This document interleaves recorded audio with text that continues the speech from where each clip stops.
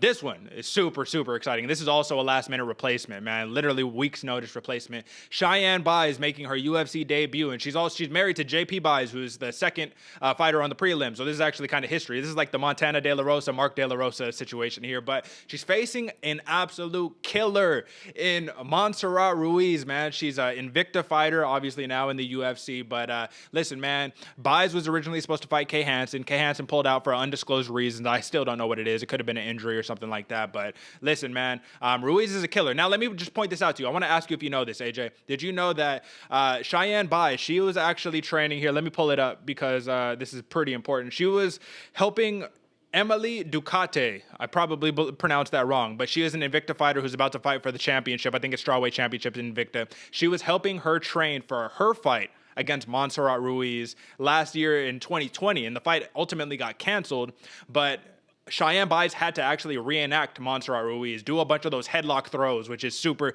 Ruiz does that all the time. There's like this combat sambo type headlock throw and then tries to sit there with the ground and pound or whatever. Nonetheless, man, I didn't know that until after I made my pick and after I made my bet already. So now I'm a little skeptical. I'm a little hesitant now because I'm like, God damn, I wish I would have known this information first. But nonetheless, let's talk about the matchup, man. Cheyanne Buys, man.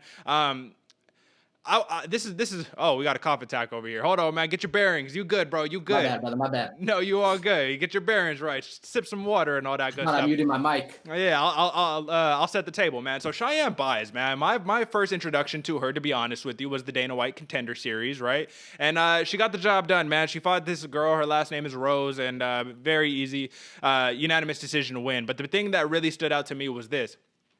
Cheyanne Buys does not look it, but she is one of the most savage fighters that we have. One of the most real deal, like looking to come forward and looking to absolutely kill. She is one of those type of fighters, right? And I mean, that's what's interesting to me is because looks can be very deceiving, and you know, she dresses up very girly and all that good stuff, but she's ready to fight. She takes this as such a professional. She takes it like there's no game to this. This is her life. This is what she's trying to do. So ultimately, this is what it comes down to me. Her opponent, Montserrat Ruiz, she got neck tat. She looked fierce. She looked ready to go, but there is a difference in skill set here, I guess I should say, right? And don't get me wrong, Montserrat Ruiz actually has more career MMA fights. She's 9-1, and her only loss is against Danielle Taylor, who's a former UFC veteran who actually has a win over Jessica Penne. So when we're sitting here talking about like who has fought who, what's the caliber, when we break down, you know, AJ, I know you love to hear it, when we break down our MMA math, you know, Montserrat Ruiz, she's actually got the upper hand in this situation. But let's talk about X's and O's, man.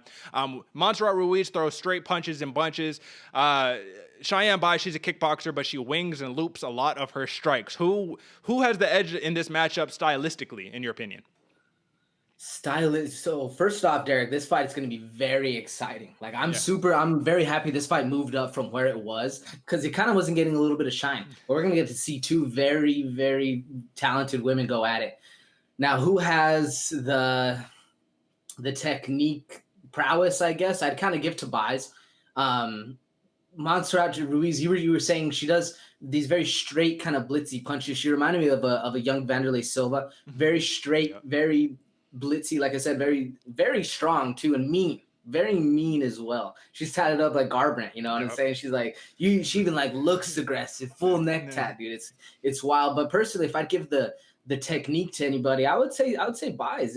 She does do those real long looping punches like you were saying, but those are more her like I'm gonna hurt you punches instead of the ones I'm gonna just touch you up with, because she does have those. I think just in her last fight, I was especially watching, she knew she was a little overconfident. She knew she was gonna hurt her, so she was just winging punches like crazy. To me, that should more show to her youngness in the game, more so than a little, I guess, inexperience, more so than like just something that's gritted down. So we'll see. But who do you give the advantage to?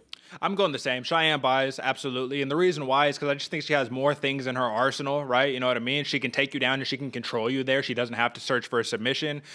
She can utilize her full set of kickboxing. JP Buys is literally her main sparring partner, and like, don't get me wrong, her main training partner, I should say, because he's obviously a man, you know what I mean? So it wouldn't be the wisest thing for him to be her primary sparring partner. But nonetheless, man, listen, man, she can get it done, and she's got the mean streak. Both of these fighters are mean, and both of these fighters like to move forward. Now, here's the thing we need to take into consideration. Like I keep mentioning it, but Montserrat Ruiz, she counters forward pressure with clinch work, right? And that headlock toss, judo throw, combat sambo throw, and she got a very nasty submission win in her last fight against a fighter. Her last name is Mirandin, and what she did ultimately was she secured the headlock throw. She got on top of her and put her in but she put her in this position where it was very similar to what I saw with Islam Makhachev versus Drew Dober, where it was like shoulder pressure that was the thing that got her to submit. So I'm like, dude, she lands that in almost every single one of her fights. But the problem is versus Danielle Taylor, she was searching for that the whole fight, and when it didn't work, she didn't have that many other answers, right? Cheyanne Baez knows Montserrat Ruiz because she literally had to reenact her. So she even said it. She was like, man, she throws all those stupid, headlock throws, and she was like, whoops, my bad. They're not stupid, but like, God, they're fucking annoying. You know what I mean? Like that type shit, right?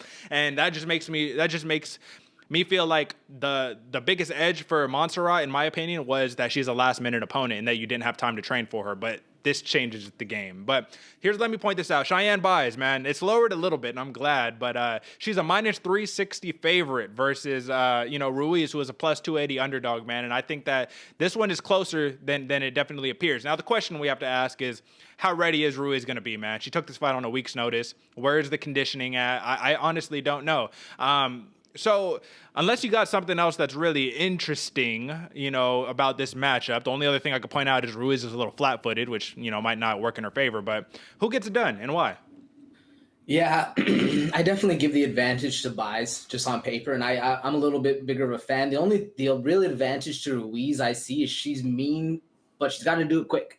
Because it's a short notice fight, she's got to kind of just bring it to her. She's got to kind of just street fight, thug it out, and just bring it to her. Personally, for me, though, I got Baez winning by decision. I just think she's going to outclass her, stay to the outside, do her thing, not get caught up in that weird arm throw that they do, or that head throw that she does. Man, it was a crazy thing to see, like, her take somebody's arm and then bend it back while she has a headlock, and she just, like, it was crazy. It was crazy. But ultimately, I got Baez. Who you got? Yeah, man, I'm going Cheyanne Baez as well. The reason why is give me Ruiz on a full camp when Baez doesn't know her entire game plan, and maybe I give the win to Ruiz, but I'm not gonna lie, man, throwing a little bit of money on Ruiz here is not a bad play, man. Like, the upset, I can see an upset happening. I just don't think it's very likely. And in MMA, man, listen, we all think we got it all figured out until Saturday night, and then we're like, God damn it, I should have known. But it's all right, man.